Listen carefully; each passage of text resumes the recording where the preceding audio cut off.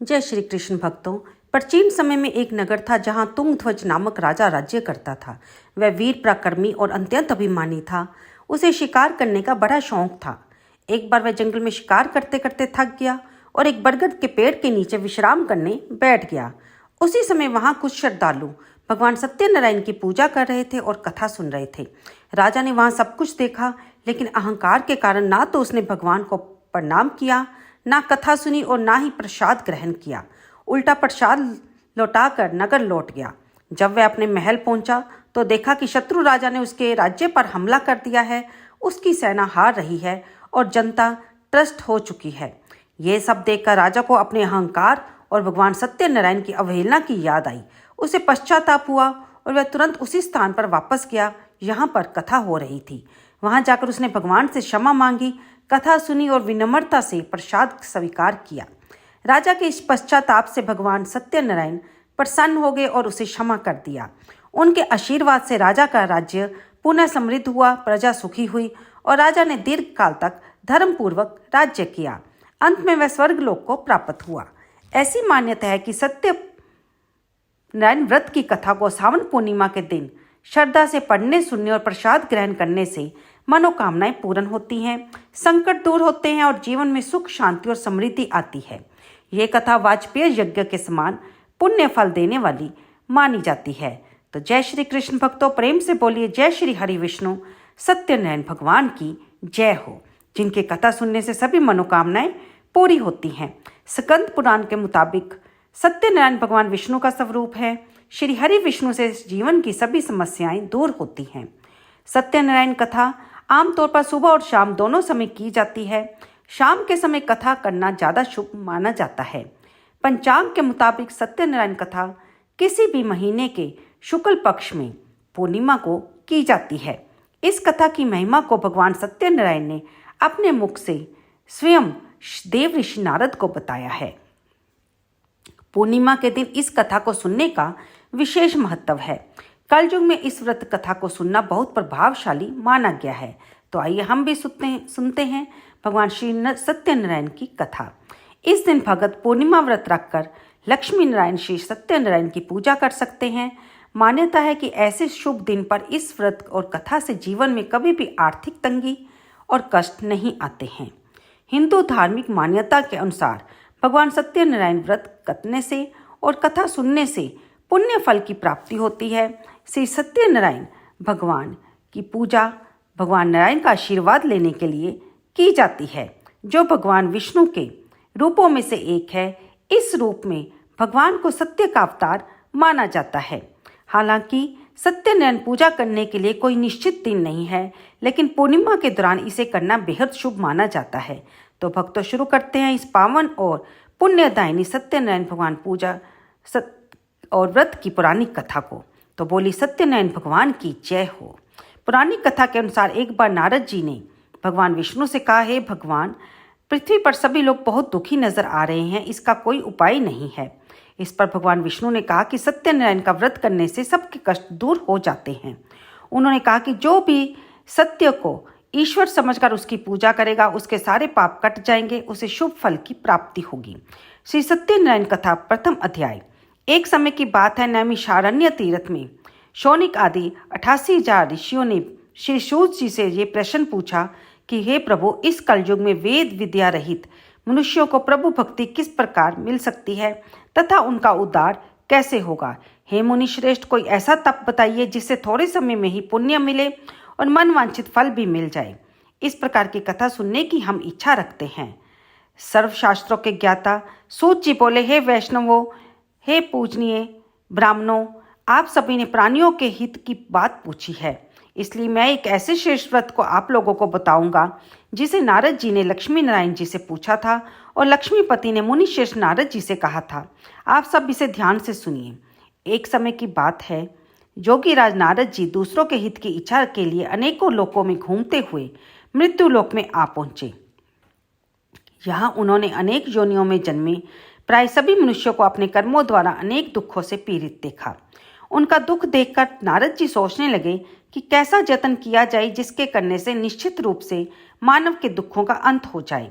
इसी विचार पर मनन करते हुए वह विष्णु लोक में गए। वहां वह देवों के इष्ट भगवान नारायण की स्तुति करने लगे, जिनके हाथों में शंख, चक्र, गदा और पद्म थे। गले में वरमाला पहने हुए थे। स्तुति करते हुए नारद जी बोले, हे भगवान, आप अत्यंत शक्ति से संपन्न हैं। मन तथा वाणी भी आपको नहीं पा सकती। आपका आदि, मध्य और अंत नहीं है। निर्गुण स्वरूप सृष्टि के कारण भक्तों के दुखों को दूर करने वाले प्रभु, आपको मेरा नमस्कार है। नारद जी की स्तुति सुनकर भगवान विष्णु मुस्कुराते हुए बोले, हे नारद, आपके मन में क्या है? आप किस काम के लिए पधारे हैं? कृपया उसे निसंकोच कहिए। इस पर नारद जी बोले कि मृत्यु लोक में अनेक योनियों में जन्मे मनुष्य अपने कर्मों के द्वारा अनेक दुखों से दुखी हो रहे हैं। हे नाथ, आप मुझ पर दया रखते हैं तो बताइए, वो मनुष्य थोड़े से प्रयास से अपने दुखों से कैसे छुटकारा पाए? श्री हरि बोले, हे नारद, मनुष्यों की भलाई के लिए तुमने बहुत अच्छी बात पूछी है, जिसके करने से मनुष्य मुंह से छूट जाता है।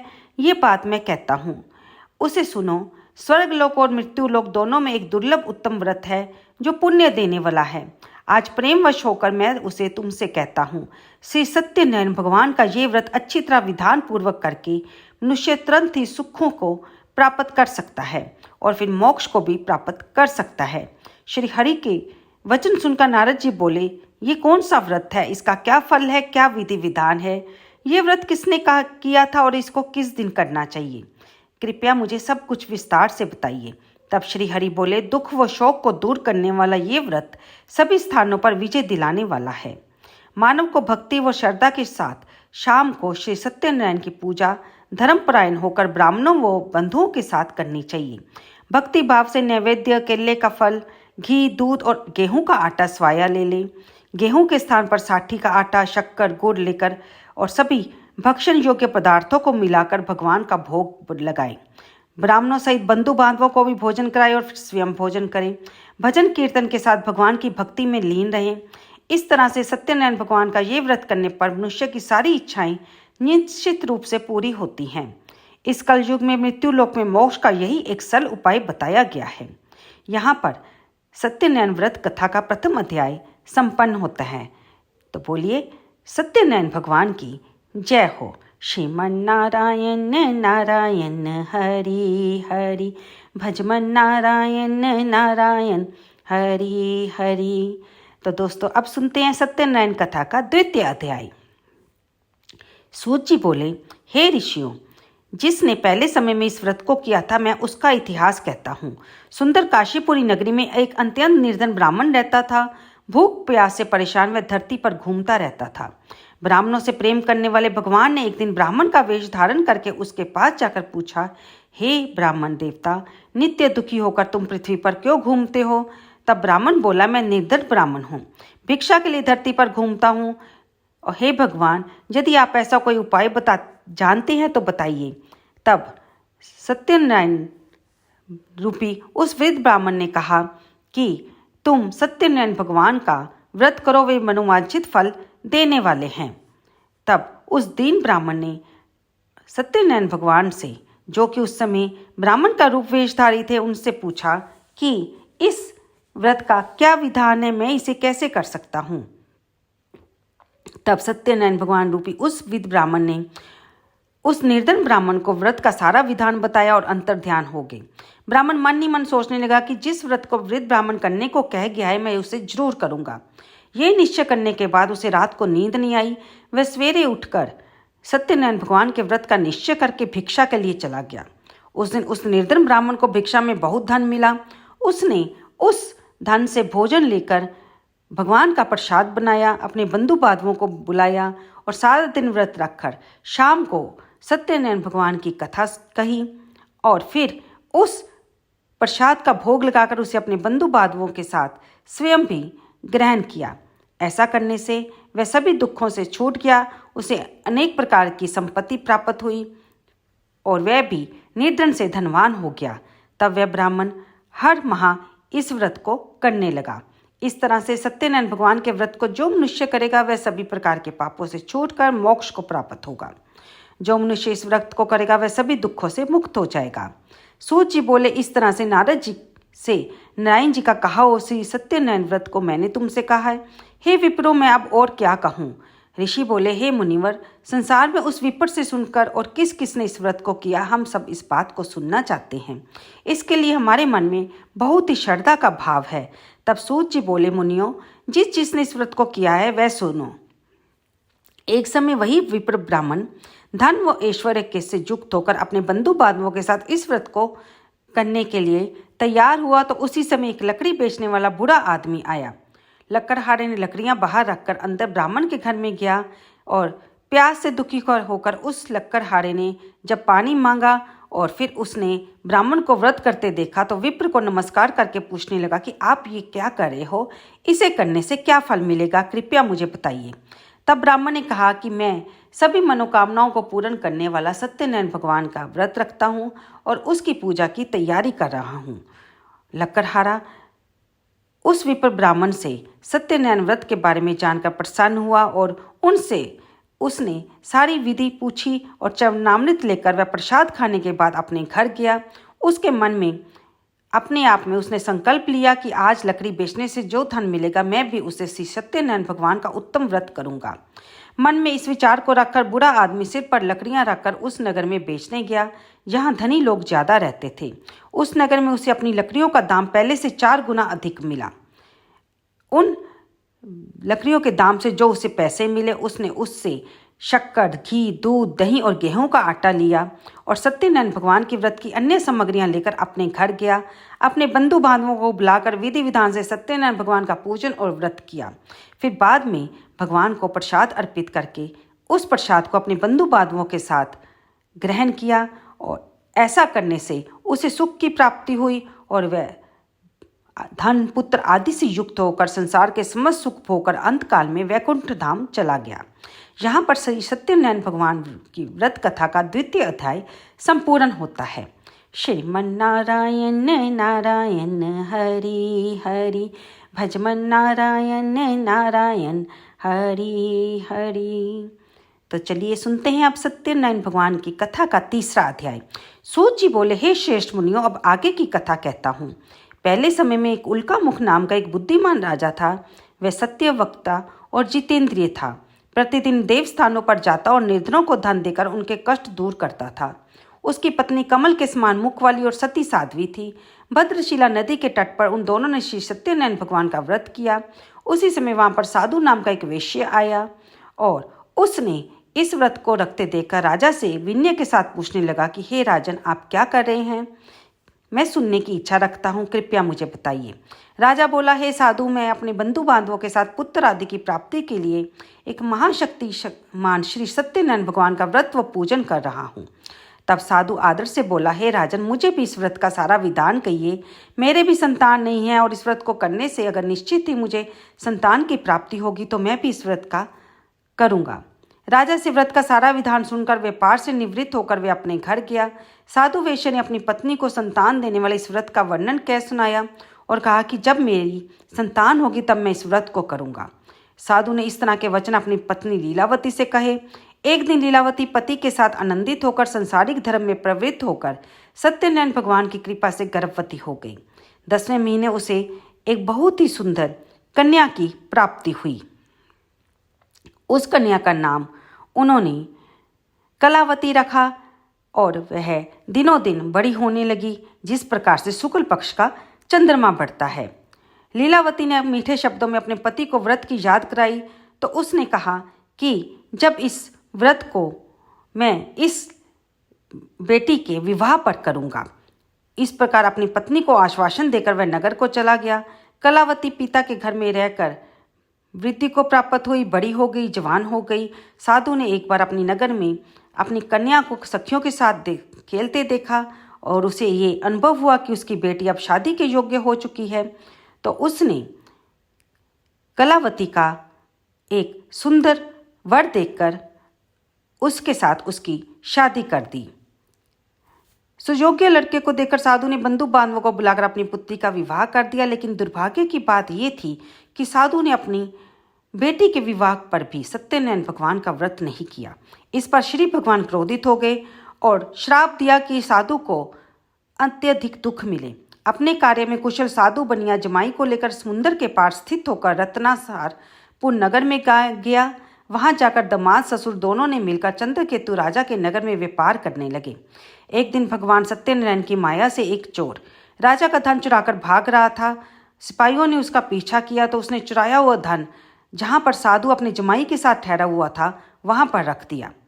राजा के सिपाहियों को वह धन साधु वेश्या के पास पड़ा मिला तो वे ससुर और जमाई दोनों को बांधकर राजा के पास ले गए। राजा ने बिना सच्चाई जाने उन ससुर और जवाई को कारागार में डालने का आदेश दिया।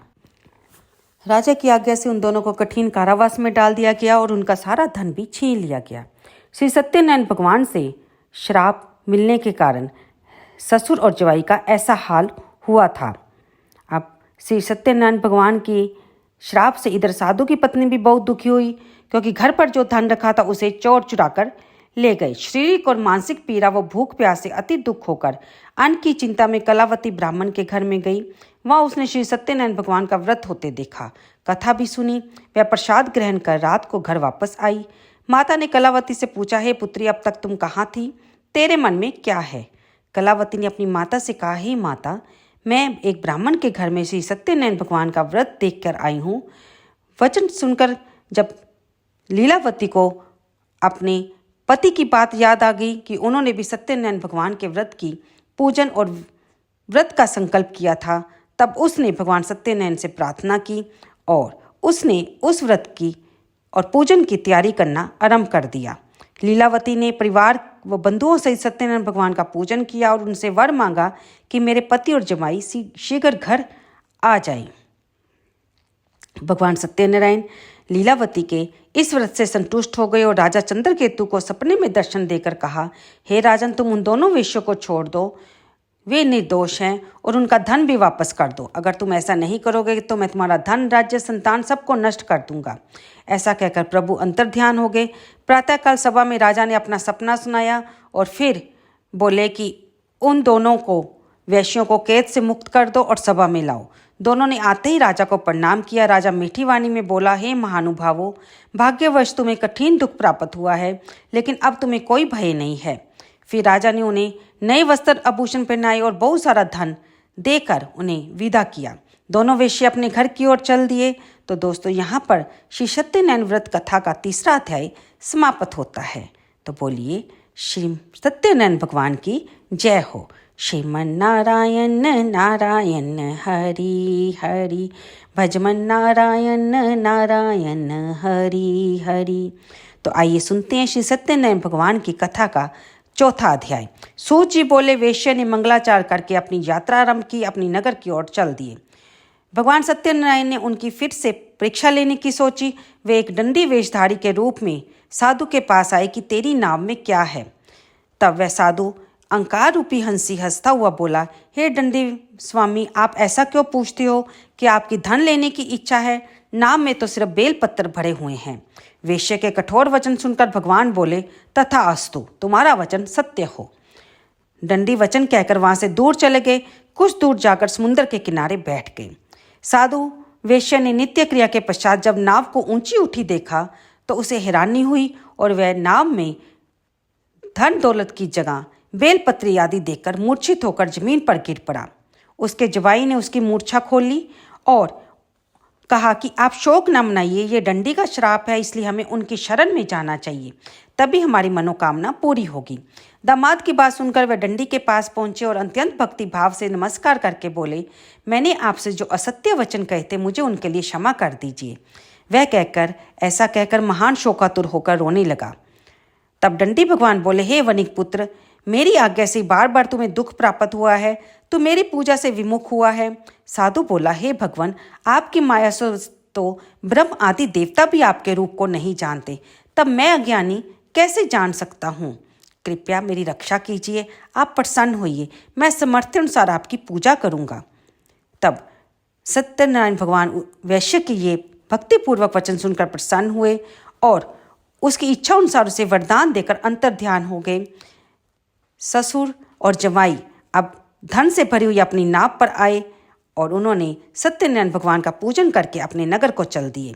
जब नगर के नज़दीक पहुंचे तो दूत को घर पर खबर करने के लिए भेज दिया।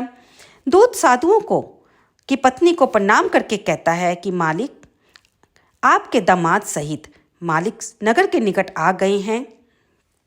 दूत की बात सुनकर साधु की पत्नी लीलावती बड़े हर्ष के साथ सत्यनारायण भगवान का पूजन कर अपनी पत्नी कलावती से कहती है कि मैं अपने पति के दर्शन को जाती हूँ, तू कार्य पूर्ण कर शीघ्र आ जाना। माता के वचन सुनकर कलावती जल्दी में प्रसाद छोड़ अपने पति के पास चलेगी। प्रसाद की अवज्ञा के कारण भगवान श्री सत्यनारायण फिर से रुष्ट हो गए और नाव सहित उसके पति को पानी में डुबो दिया। कलावती अपने पति को वहां ना पाकर रोती हुई जमीन पर गिर गई। नौका को डूबा देखकर और कन्या को रोता देखकर साधु दुखी होकर बोला, हे प्रभु, मुझसे तथा मेरे परिवार से जो भूल हुई है उसे क्षमा कीजिए। साधु के दीन वचन सुनकर श्री सत्यनारायण भगवान प्रसन्न हो गए और आकाशवाणी हुई, हे साधु, तेरी कन्या मेरे प्रसाद को छोड़कर आई है, इसके लिए उसका पति अदृश्य हो गया है। यदि वह घर जाकर उस प्रसाद को खाकर लौटती है तो उसे उसका पति अवश्य मिलेगा। आकाशवाणी सुनकर कलावती वापस घर जाती है और प्रसाद पाती है, फिर आकर अपने पति के दर्शन करती है। उसके बाद साधु ने अपने बंधु बांधवों सहित श्री सत्यनारायण भगवान का विधि विधान से पूजन किया और अंत में इस लोक का सुख भोगकर वे अंत में स्वर्ग लोक को जाते हैं। तो दोस्तों, यहाँ पर श्री सत्यनारायण व्रत कथा का चौथा अध्याय भी संपूर्ण होता है। श्रीमन नारायण नारायण हरि हरि, भजमन नारायण नारायण हरि हरि। तो अब सुनते हैं श्री सत्यनारायण भगवान की कथा का 5वां अध्याय। सूत जी बोले, हे ऋषियों, मैं आपको एक और कथा सुनाता हूँ, उसे भी ध्यान से सुनो। प्रजा पालन में लीन तुंगध्वज नाम के एक राजा थे। उन्होंने भी भगवान का प्रसाद त्याग कर बहुत ही दुख लिया। एक बार वन में जाकर वे वन्य पशुओं को मारकर एक बड़ के वृक्ष के नीचे आया। वहां उसने ग्वालों को भक्ति भाव से अपने बंधुओं सहित सत्यनारायण भगवान का पूजन करते देखा। अभिमानवश राजा उन्हें देखकर भी पूजा स्थान पर नहीं गया और ना ही उसने भगवान को नमस्कार किया। जब ग्वालों ने राजा को वहां बैठे देखकर उसे कथा का प्रसाद दिया तो राजा ने वो प्रसाद नहीं खाया और प्रसाद को वहीं छोड़कर वे अपने नगर को आ गए। जब वह नगर में पहुंचा तो वहां सब कुछ तहस नहस पाया और शीघ्र ही समझ गया कि ये सब भगवान ने ही किया है। वह दोबारा वापस ग्वालों के पास गया और विधि पूर्वक पूजा करके प्रसाद खाया तो श्री सत्यनारायण भगवान की कृपा से सब कुछ पहले की तरह हो गया। फिर वह भगवान सत्यनारायण का विधिवत पूजन करता रहा और सुखपूर्वक उसने इस लोक पर अपने जीवन को जिया और मरणोपरांत उसे स्वर्ग लोक की प्राप्ति हुई। तो दोस्तों, जो मनुष्य परम दुर्लभ इस व्रत को करेगा, भगवान सत्यनारायण की अनुकंपा से उसे धन धान्य की प्राप्ति होगी, निर्धन धनी हो जाता है और भय मुक्त जीव होकर जीवन जीता है। संतानहीन मनुष्य को संतान सुख मिलता है और सारे मनोरथ पूर्ण होने पर मानव अंतकाल में वैकुंठ धाम को जाता है। सूत जी बोले, जिन्होंने पहले इस व्रत को किया है, अब उनके दूसरे जन्म की कथा कहता हूँ। वृद्ध शतानंद ब्राह्मण ने सुदामा का जन्म लेकर मोक्ष की प्राप्ति की। लक्कड़हारे ने अगले जन्म में निषाद बनकर मोक्ष प्राप्त किया। उल्कामुख नाम का राजा दशरथ होकर वैकुंठ को गए। महाराज तुंगध्वज ने स्वयंभू होकर भगवान में भक्ति युक्त होकर मोक्ष पाया। तो यहाँ पर सत्यनारायण व्रत कथा का 5वां अध्याय भी संपूर्ण होता है। श्रीमन नारायण नारायण हरि हरि, भजमन नारायण नारायण हरि हरि। तो दोस्तों, ये थी सत्यनारायण भगवान की पूजा और व्रत का महत्व। वैदिक ज्योतिष के अनुसार सत्यनारायण व्रत रखने से भगवान विष्णु से स्वास्थ्य, समृद्धि, धन और वैभव की प्राप्ति होती है। इस व्रत को पूरी श्रद्धा और विश्वास के साथ करने से भक्तों के सभी संकट दूर हो जाते हैं। पूजा के बाद आरती की जाती है, भगवान को भोग लगाया जाता है और उस भोग को अपने बंधु बांधवों के साथ खुद भी प्रसाद के रूप में ग्रहण करना होता है। जो लोग व्रत रखते हैं वो इस पंचामृत से व्रत को तोड़ने के बाद प्रसाद ग्रहण कर सकते हैं। तो प्रेम से बोलिए, जय श्री हरि विष्णु सत्यनारायण भगवान की जय हो। उम्मीद करती हूँ आपको ये वीडियो और भगवान श्री सत्यनारायण की कथा जो कि हम पूर्णमासी पर सुनते हैं अवश्य पसंद आई होगी। कमेंट बॉक्स में जय श्री कृष्ण लिखना ना भूलिए। मिलते हैं एक और दिलचस्प वीडियो के साथ अगली वीडियो में। चलते हैं दोस्तों, वीडियो में बने रहने के लिए धन्यवाद। आप सबको जय श्री राधे कृष्ण।